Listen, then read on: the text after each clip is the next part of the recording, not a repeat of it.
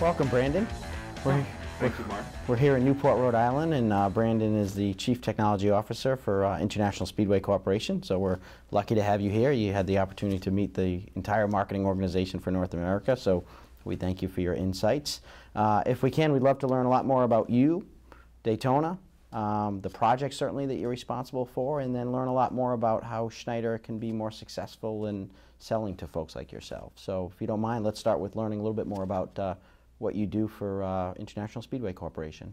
Thanks. I started with International Speedway Corporation back in 2002, and actually had a background with nuclear power on the submarine force in the U.S. Navy out of high school, and moved into the intelligence field and started building intelligence centers, specifically when the Harry S. Truman aircraft carrier was being built, did all their IT installations, all their network installations on board.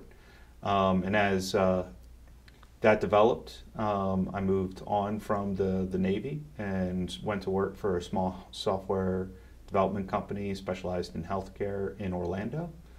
And then after the dot-com bubble burst and the 9/11 economic downturn, found myself looking for work and stumbled across a small company in Daytona Beach. Initially scratched my head and said, what companies are in Daytona Beach, Florida? Didn't realize that that nice big racetrack that I drove by was affiliated with 13 motorsports facilities around the country. And quickly joined them, fell in love with them, and worked my way through from an entry point as a systems administrator up through the technology ranks before becoming the Chief Technology Officer last year. So my responsibilities include the traditional IT roles, infrastructure, engineering, operations, as well as security and compliance, but then formulate a new department called Venue Technology that specializes primarily in those things that are out in the venue, the track, the racetrack, that you don't normally see in the purview of an IT department. PA systems, video boards, TV systems, fire alarm, building management, HVAC, electrical power metering, etc. All those building management solutions, security systems, surveillance cameras, access control.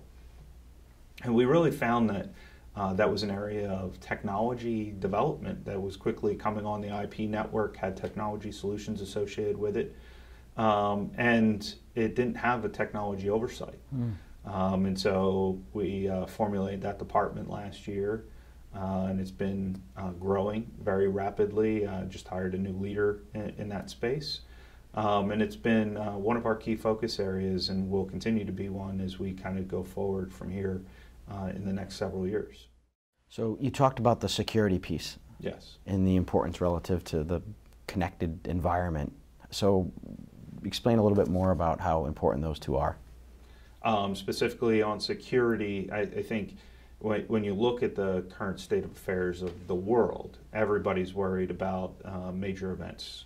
Daytona 500, Great American Race, and lots of attention from law enforcement and others. I mean, you could take a number of events around the world where there's large gatherings of folks, and security is always top of mind.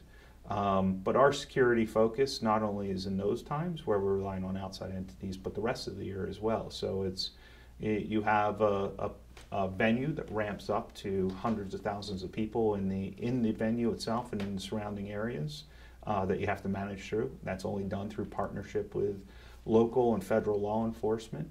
But then it ramps down, and there's a skeleton crew that maintains the facility on those non-event days. And so you have to have a security system that works well and delivers all the things that they need. But then that security system needs to flex and be able to do other things. We have cameras around the property that help us run the track rental business, where we put cars on track, and we have sight lines of the track through the security cameras that allow us to say, okay, I can see that angle of the camera or the angle of the track where I can't necessarily usually see it from my vantage point in the control booth. So security is very near and dear to our heart, obviously, for just the fan component of things, but then it's all about how do we run the facility as well. In addition to that, it's how do we deal with access control, both for our individual users and employees, but then all of the temporary staff that come in, and how do we co-leverage some of those items. An RFID card that we may give to an employee could also be their time card that they're checking in, and we actually know that they came on property, and that starts their workday. Or it could be that we're looking at replacing the traditional keys on our properties. We have 13 facilities, some over 50 years old. So a lot of organic growth, a lot of development that has occurred in pieces, parts, different focus areas have been priorities for the tracks. And so you talk about the key ring of an organization like that, and how many buildings and how many doors. Initially there wasn't a thought probably to a master key system. And now electronics are coming into play, and it's, I have this building built to utilize this key system, but was there enough thought and focus into thinking about not only that key system, but then that we bought at that time for that project, but then is it going to be the right one for the enterprise, for the industry across the whole? Mm-hmm. So that venue technology department is looking at those different verticals and trying to deliver strategic visions in each of those verticals. So what is our surveillance vision? What is our security access control vision? What is our PA vision? And how are we making the right investments in the right direction to realize that vision as we go forward? Still down somewhat that organic path. We don't have the luxury of, greenfield scenario, clean slate, wipe everything off and put in all new doors, put in all new keys, put in all new cameras. So we need a very flexible and interchanging system to help us. So we touched on security, and certainly your background with security, compliance, and now you have technology and technology procurement. How important is it that those worlds work together? It's extremely important. I mean, you look at the aggregation of all of these technology solutions, they're all leveraging the IP network. And when you consider all of that, and you then look at, as recently here in the Target data breach, that information is coming out that it was the HVAC computer that was put on the IP network, and it wasn't done in a secure fashion. It was given internet access so that it could phone home and tell the provider about maintenance requirements. But now that HVAC computer was hacked into, and that allowed access into the retail point of sale environment, which eventually gathered up credit card information, and that eventually led to them picking up the credit card numbers and sending them out, and that leakage of data, specifically the sensitive credit card information data, affected almost a third of the United States consumers. I mean, I personally had to replace 2 of my cards. So now you think of this. This started because somebody bought a piece of technology, didn't run through the proper procedures according to policy to engage with their finance department and say, I want to buy this. Engage with the IT department and says, this is what we're doing with it. Can the security group review it? We're going to put it onto the network. We're going to put it onto the network in this way. Is this secure? Do we have antivirus running on that computer? Do we have all those things? But more than likely, what happened was there's a network jack there. I need to get on the network. I need an IP. We're going to hand out IPs anyway on the network for any device that comes on, just for ease of management. But now I get that computer on, and it's a it's the HVAC engineer or building engineer, the house electrician, or whoever's putting this system in, and they think they're doing a great thing. But unfortunately, we see that in the target situation compromised them, and that hurts. So as we make technology procurement decisions, as we make technology decisions as a whole, it's very necessary that it goes through the right channels for procurement, that it's balanced against the policies and requirements of regulation and compliance that the organization has, to make sure that it's put in place and in operation the right way. How has that changed your role? It necessarily does not change my role. It reinforces the value that we bring to the organization. I think it helps lend credibility to why IT is somewhat burdensome to processes of, okay, I know you want that technology, right? We talked today about BYOD, bring your own device. The college kid coming out of school has this fancy Android handheld, has their own laptop, it has this program on it. They just want to get on and do the work that they're required to do. But that's a simplified view of things. You have to balance all these other requirements, and these specialized systems, like what Schneider provides to consumers, definitely needs to make sure that it gets up into the right level in the organization, to where that you can validate that these types of processes are being fulfilled. So tell me a little bit about the history of Daytona. So, that's near and dear to my company's heart, right? It's where we all started. So if you go back, turn of the century, and really it's as soon as they invented the automobile, somebody sat down and said, mine's probably faster than yours, let's get out there and race.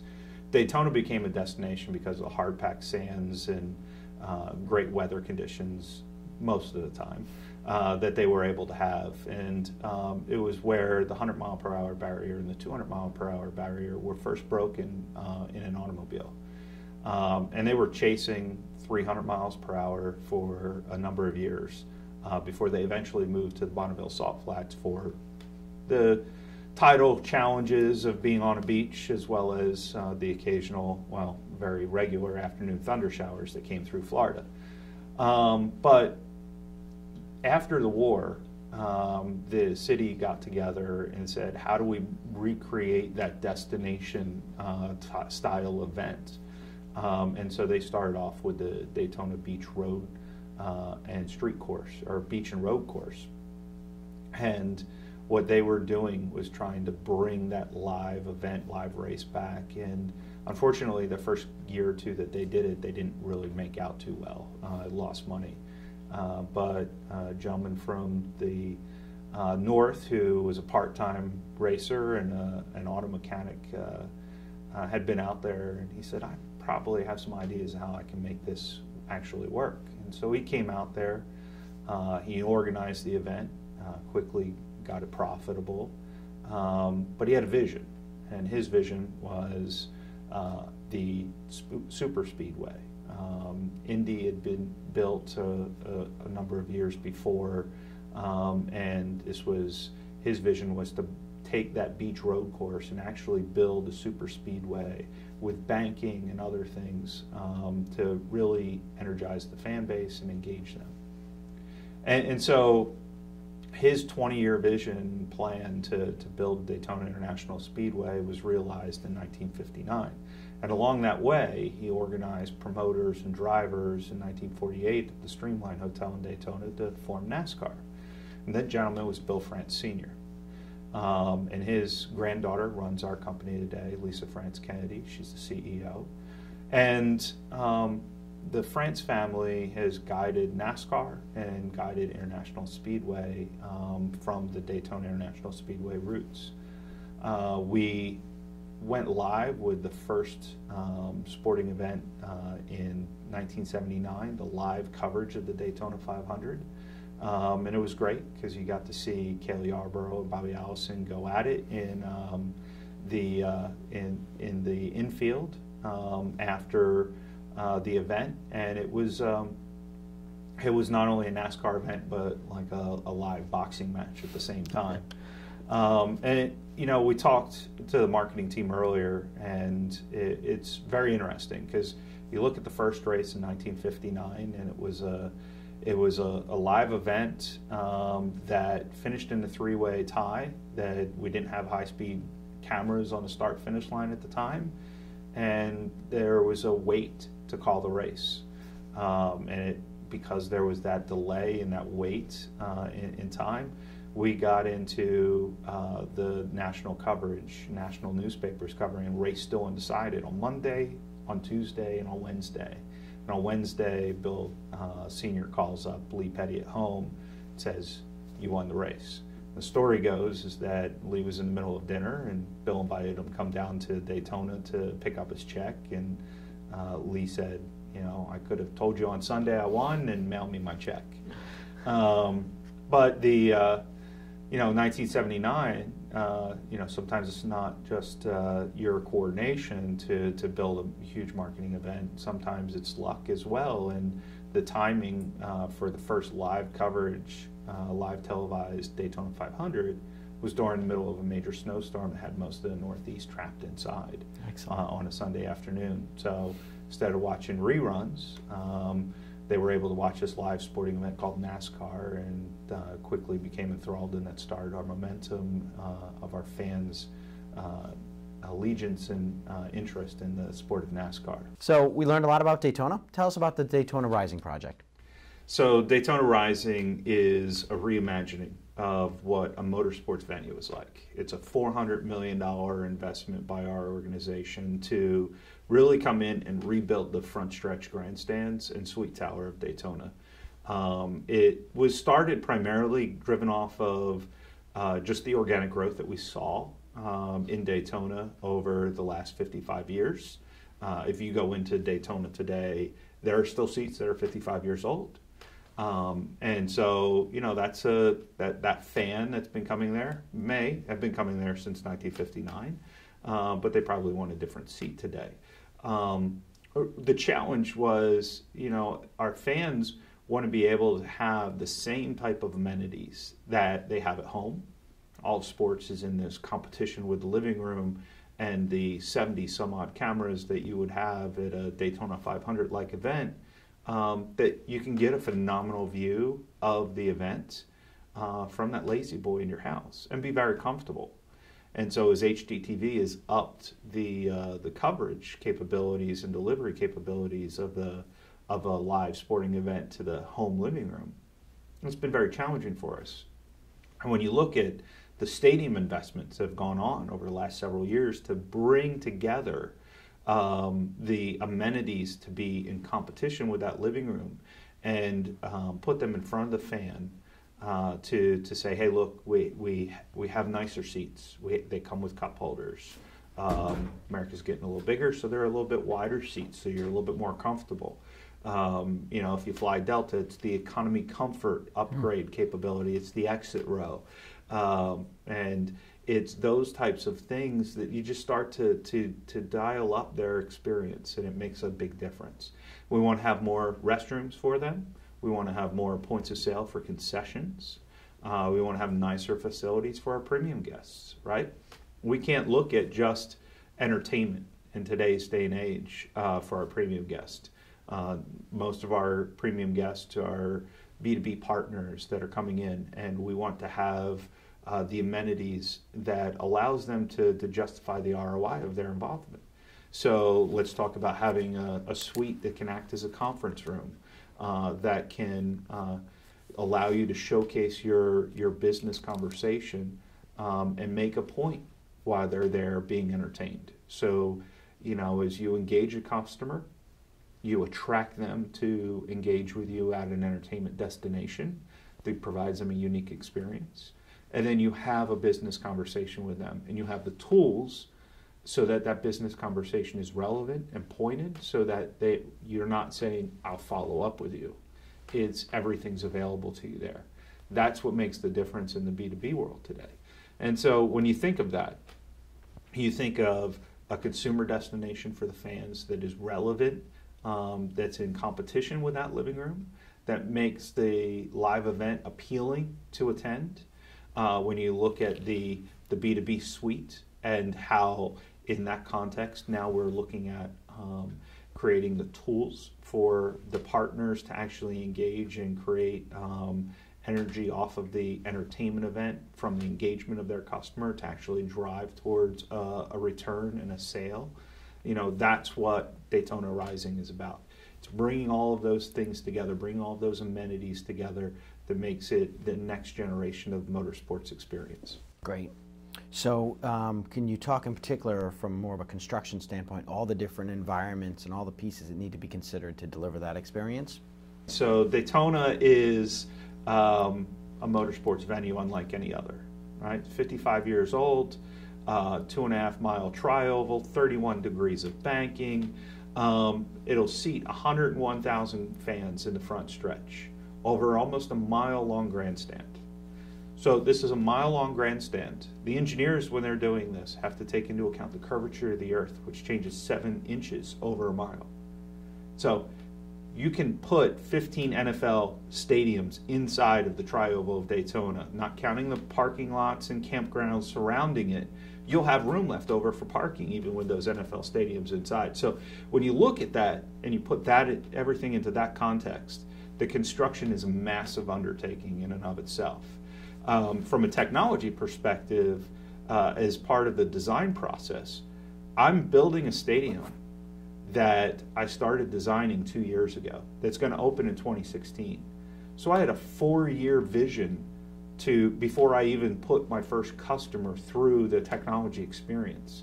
That was a big challenge for us. And so everything for us in the technology, construction, design process was all about how do I build a good foundation? How do I make sure that the infrastructure I'm putting in actually allows me to build upon not only 4 years when I open it up, which technology changes so dramatically in a year, let alone 4, but not only do I have the infrastructure that allows me to open in 4 years' time that makes those experiences relevant, but then from there on, Daytona Rising is a 50-year vision of how do we change the landscape. It's gone through 55 years and still has some of the original seats. It needs to be the vision for the next 50 years. And that's what the France family is bringing to us with Daytona Rising. And so that is what we're trying to do from a technology perspective as we move forward. Okay. Can you tell me a little bit more specifically about some of the fan experiences that will change in your use of big data and how that's applied to the fan experience? Yeah, so everything that we look at in that infrastructure just puts, pipe and power out there. So data connectivity and electrical connectivity out there so that we can put endpoints that are relevant to the fan experience. Not knowing what some of those are, that's a little bit of a challenge, but knowing what we want them to be like. And you see larger organizations that have a frequency of use with their visitors that they're putting consumers through their theme parks or their entertainment destinations or their vacation destinations. They're putting these types of engagement opportunities out there. You start to see them on the cruise ships or a Disney, for an example. And so when we look at that, we know that we have the unique challenge of having a multi-day ticket, a consumer that buys multiple tickets for that multi-day event, and now they're buying those multiple tickets and they may not go to all of the events themselves.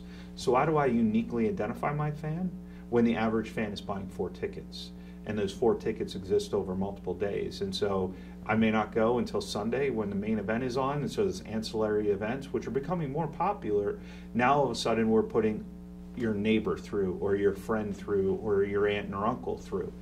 That's where it becomes challenging for us. We want to uniquely identify every visitor because that fan is a prospect for us to market to and get them to return and candidly engage with them and understand, are we meeting their expectations for the event entertainment itself.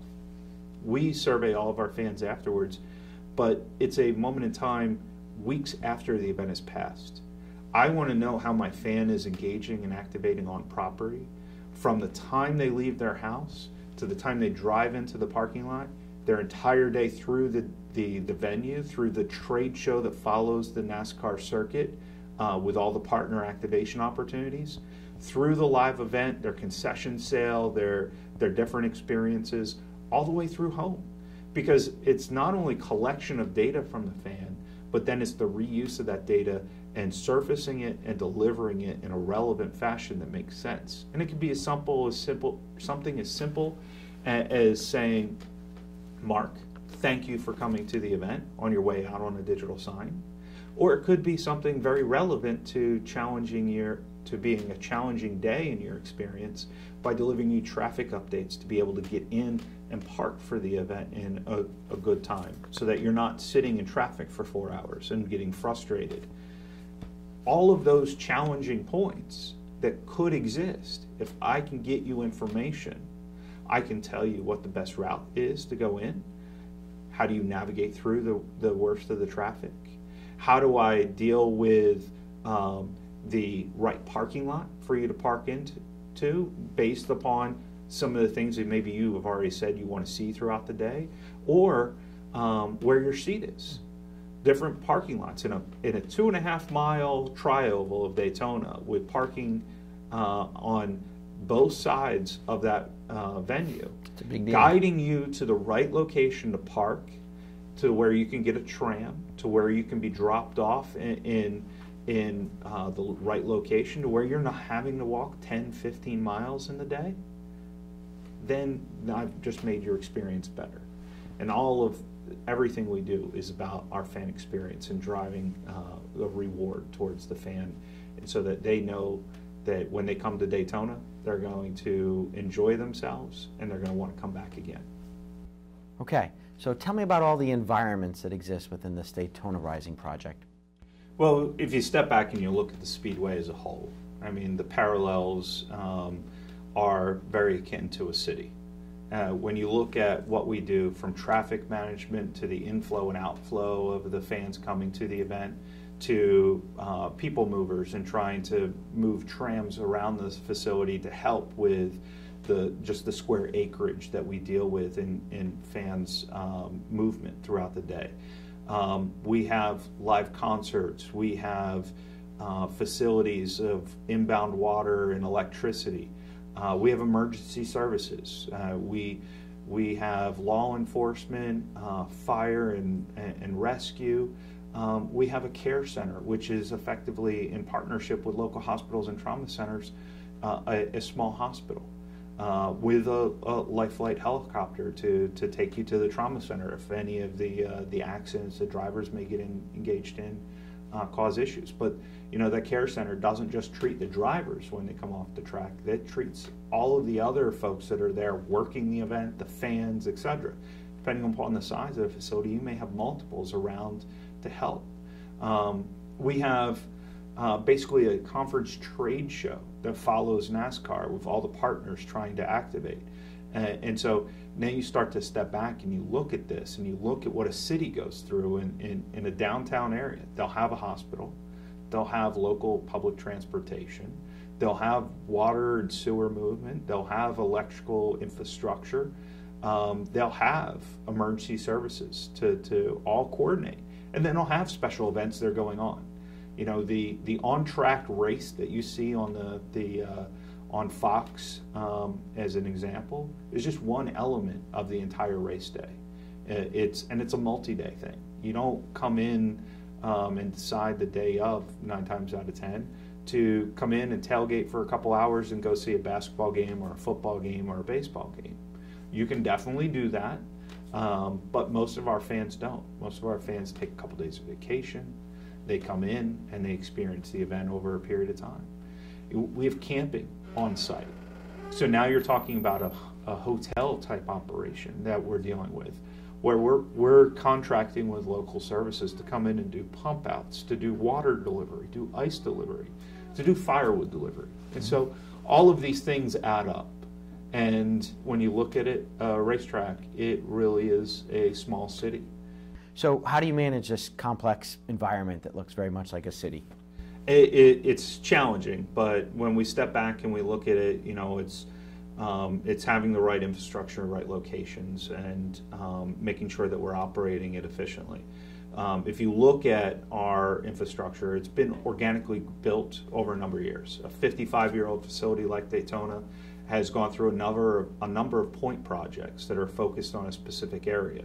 And they've brought with them a lot of challenges. I mean, I may have 4 different fire alarm systems, 5 different air conditioning systems, an electrical grid that is just a connection off of a connection with a new service brought in, etc. And it was built organically. It was built as needs developed. And I think we as an organization stepped back a long time ago and said we need to have a better master planning process so that as we're building, we're fixing some of the issues we know exist or will exist as we try to realize our strategic vision. And as we march towards that end, we're definitely looking at things like sustainability, like efficiencies and points of management, how to minimize those points of management. And everything that we do as we go forward from here is going to march towards that strategic vision. And one of the things that we sought Schneider Electric out for was for the purpose of, okay, I know that I have this state today, this current state. I want to be at this future state. And we saw value very quickly. Walking through the conference show in Dallas when we first met, we saw, look, I have all these similarities. I just talked to you about how we have similarities of the city and how you have solutions for the city, and I need to engage and utilize those. We have sustainability programs that need the tools and solutions to manage those types of programs to take us to the next level. We have carbon offset credits, we have different programs for recycling, etc. But what we need is that next level of infrastructure that allows us to take it to the next step. How do I procure energy in the right way? How do I have the power metering and management tools to ensure that as I move forward towards that strategic vision, I'm doing so with that common framework in mind that delivers to me a solution that now doesn't have or doesn't care that I have 5 fire alarm systems or 5 building management systems, that ties them all together and makes them work as one. Or, in eventuality, replaces them so they are one.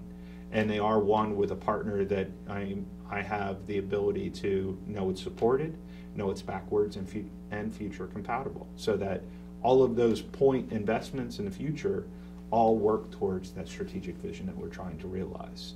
A wholly connected, all on the IP network infrastructure that provides me the flexibility to layer on engagement opportunities for my fan, layer on engagement opportunities for my partner, and ensure that I'm delivering a efficient operating environment for the track, the city that we have in front of us. So that's great. Prior to our engagement about less than a year ago, what was your knowledge of Schneider Electric? I knew that Schneider Electric had owned the Square D brand for a number of years. Okay. I knew that they had been involved in the sport. And I knew that you had procured APC along the way. And we had done some minor engagements with APC. APC really built my data center. And I have all of the APC infrastructure ware in my data center, and it provided me a very flexible solution to scale out and deal with growth of data, growth of my computer systems, growth of my service delivery needs. But in general, then it tied different things together. So every desk, instead of having one big, huge UPS system, which I still have in certain cases, I have APC equipment sitting there. In different areas of my track, I have APC equipment sitting there to run those types of operations. So it was primarily driven off of those two models, both awareness of the Square D brand and an awareness of the APC brand that was Schneider. But it was the aha moment of engaging with you at the trade show, conference show in Dallas that said, Schneider's much more than this. And from there, the education was really working with your solution architect to understand, wow, Schneider has all these other offerings.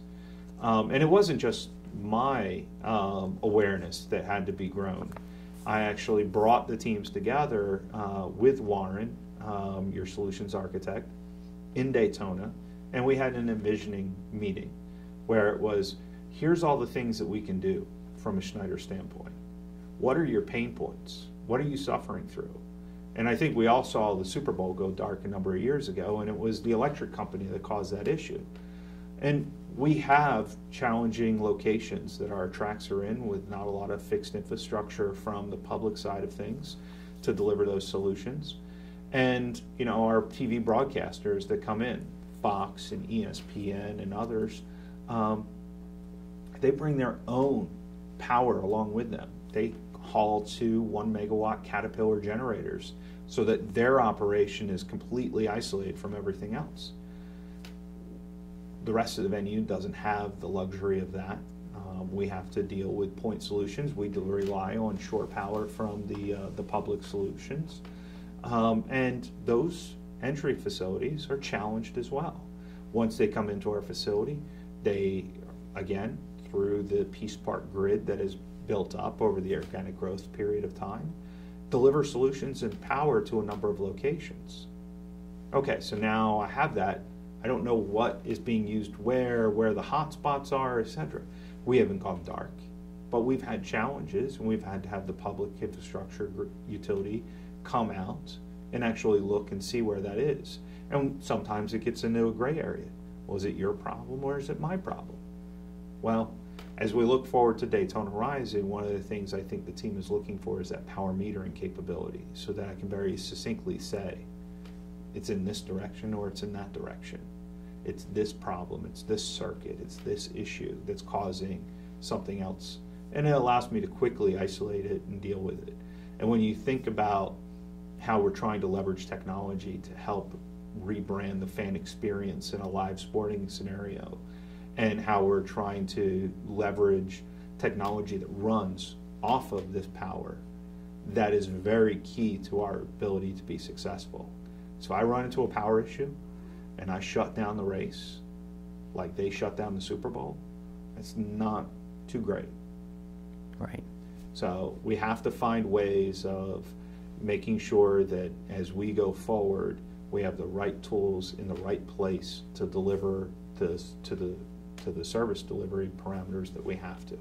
What would Schneider's financial stake be relative to this massive Daytona Rising project? If we hadn't addressed you as someone that has that enterprise-wide view, what it would have been the opportunity for Schneider? Well, I think, and we've talked about this, the engagement that you guys were slated for in the bid spec was a lot smaller than what it is, because it was built, the bid spec was built without a full awareness and understanding of what the Schneider offering was to us. I think as we reached out and engaged you on the partnership opportunities, we quickly realized that, oh, you're not just the Square D capability. You're not just the APC capability. You're so much more. And it very quickly, in the conversations with your solution architect and that whole team, we really understood that our ability to deliver in Daytona Rising would be so much better served by going down the Schneider path, creating a stable foundation of infrastructure to be able to be delivered to all of these other solutions. And in some cases, taking examples of how you're engaging in other industries and re-leveraging them in unique ways. We talk a lot about the hand washing, counting solution that you have in hospitals before the doctors go into surgery, and making sure they wash their hands and how long did they wash their hands. The parallel to our industry is I'm trying to help deliver an unsurpassed fan experience that in a show that does not have an intermission, that even during the caution flag, we have pit stops and activity going on. How do I tell the fan it's the right time for you to go to the restroom? It's the right time for you to go get a hot dog or a beer. I want to be able to monitor restroom lines. I want to be able to monitor concession lines so that you can look and say, this is how long the line is, this is how long my wait is, this is the time that I should make a decision to get up from my seat from watching the live event and go. So Brandon, if we hadn't engaged you and got to someone that has that enterprise-wide view, or and/or we didn't bring you to the experience that you saw in Dallas, where you can kind of engage in our full solution. What would Schneider's stake have been in this pretty significant sized Daytona Rising project? Well, I think it would have been very minimal. I think when we looked at the bid spec, we had given you guys a very trivialized portion of the opportunity. And candidly, the general contractor, through its sub, had bid this out and had moved in Eaton's direction. And in Eaton was, the low bidder for a set of products that were literally just that. I will sell you this piece of equipment, no other offerings, no other service, no other aggregation opportunities. It was fulfillment of the basest level need that we could have asked for in that segment of the group. We had looked at other competitors like Johnson Controls, and Johnson Controls provided a unique view in terms of they could act in this overarching engagement fashion, but again, they fell short in really trying to deliver to a set of solutions that would be impactful to me. And they were selling a lot on, I can do this at a lot lower cost by aggregating and getting a hold of the whole. They may have eventually delivered some of those things, perhaps, but it wasn't on the lines of, hey, see how all this works. And candidly, we went through the show in Dallas. We looked at how does all this work, and it was great to see it in demo form and everything. But the question I ask you is always, as we talk about these different things, where can I go see it and use today? Who is using it? Because to me, as a decision maker on technology, I don't have the flexibility, both in time or resources, to necessarily experiment with everything I do. I have to make sure that experimentation is directed to its highest value proposition, which is fans and what their experience is with technology. On the infrastructure side of things, on the efficiency side of things, I just need to know it's going to work. And so where can I see it? Who has used it? Who can tell me what they would do differently the last time they did it?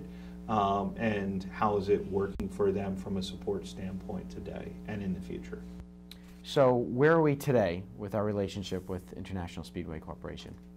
Well, we went from a very trivialized set of scope with Square D brand and still having all of the APC infrastructure planned for my data rooms to now looking at energy management, the full switchgear, the metering, weather management, building control systems, security, surveillance. We've got millions of dollars worth of scope on the plate, because what we're looking at now is how can I leverage all of this Schneider solution set to actually build a highly efficient, highly sustainable motorsports venue.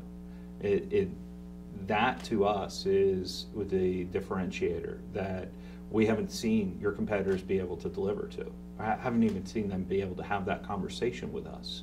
And so that was an education component on our part, on my part, to ask the right questions. It was an awareness component of sitting down with your solution architect, Warren Rosenberg, and actually going through and saying, how does this work? What could you do? Here's some of the things that we're dealing with. It was putting people in the room. It's not just my awareness of how all this came together. We had our facility operations vice president. We had our house electrician, our house building management systems operator, and all of those folks come together and say, what do you need? What are your challenges? Tell me how if we gave you something, it would make your life better. And that's really what made a difference to us. Because what we didn't want to do, and you hear this time and again in construction projects, we didn't want to spend $1 where later on I'd have to spend $2 to fix a pain point that I've missed by not spending 50 cents more. So if I can spend $1.50 and do it right the first time, It's so much better than having to pay a premium and retrofit later. So as we looked in this, our awareness was the bid spec needs to modify, needs to change. We need to build to the base and deliver to the base, but then how can we build to this incremental value proposition along the way? And so to that point, I think we're a lot farther along than we are than we were before. So with all that said and everything you've learned through this journey, what would your advice be to Schneider Electric? If you were CMO for the day, what would you do? You know, I think we talked a lot about this with the group downstairs today. You know, it's engagement of the right group of folks. It's in leveraging that entry point. You know, I think, you know, Johnson Control was listed in our bid spec because the gentleman that ran the building management system for the venue had a familiarity with Johnson Control prior to working for the venue. And then the last system he built, he spec'd Johnson Control. And it was a one-off system that was built in isolation. And he was able to say, hey, look, to his boss, I have this solution that does something that none of the other things that have been built over the last 50 some odd years does now. And it's all great. But it wasn't comparative against all of the other solutions in the industry. It wasn't comparative with that strategic vision in mind of what the solutions could actually drive towards. Now, stepping back, looking at where our strategic vision is for these solutions, looking at the path to realize this strategic vision, and making sure that we're spending efficiently towards that end, Schneider Electric and your components are the right selection for us. And so we've modified our selections, and we're moving to building Daytona Rising as a showcase facility that will deliver a common pane of glass of management for our solution, for our services across not only the natively installed Schneider Electric components, but then all of the other disparate systems along the way. So Brandon, what do you think the most compelling parts of Schneider's story is, based on everything you've learned? So I think when I look at Schneider Electric and I look at the opportunities that you guys have presented to us and the products and solutions that you have, first off, it's you have everything that I need in your areas of expertise to realize my strategic vision. And so that creates a powerful tool set for me. And when you look at sustainability and energy efficiency and things along those lines, and traditionally, you know, most of the building management systems may get sold on ROI components and everything like that, but I think Schneider brings together a unique set of components that allow me to look at it, you know, broader and understand, look, get the base metering down, help procure your energy through this service delivery model. And those types of things bring together a powerful tool set. And so it's not just, you know, greenwashing an issue. You are actually delivering real solutions that allow us to realize the goal of being efficient and conserving energy.